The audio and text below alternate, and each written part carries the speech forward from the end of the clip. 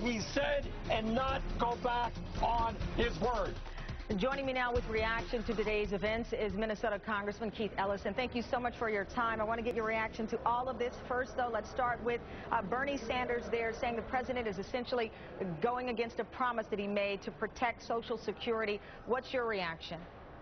Well, I'm siding with Bernie on this one. I mean, the fact is the president is someone who I support, campaigned hard for, but it's not about the president. It's really about somebody, low-income seniors struggling to get by on $12,000 a year.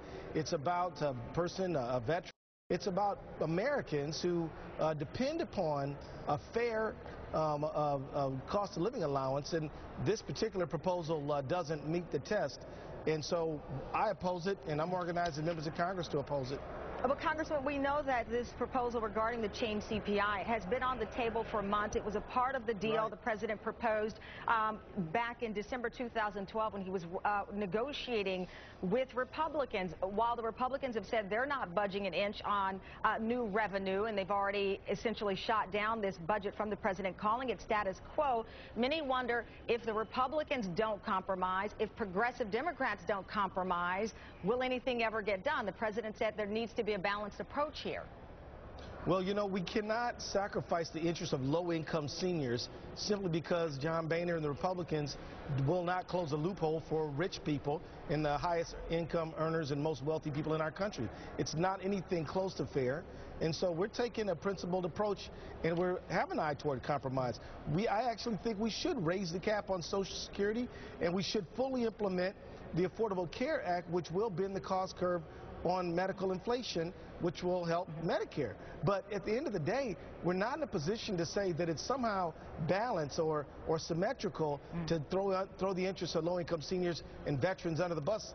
Can't do it. It's not a fair deal. Let me transition you to the other big story, of course, this compromise, bipartisan compromise on background checks, expanded background checks. There are some caveats, of course. Person-to-person sales can still continue. The government will not keep records of these gun sales. However, this is considered the most significant proposal as it relates to guns in decades here. What is your assessment? Will you see Republicans in the House give in to the Heritage Foundation and the threat from the NRA, or vote for this legislation? Well, you know what? I hope that they support it. I think it is woefully little, but you know what? Progress is progress. You know, wait a minute, you're saying woefully little. I saw the glint in your eye. Is this a disappointment? Oh, yeah, absolutely it's a disappointment. I mean, we had children mowed down in Sandy Hook only a few weeks ago, and this is the best we can do? I mean, I think that's really sad, but you know what?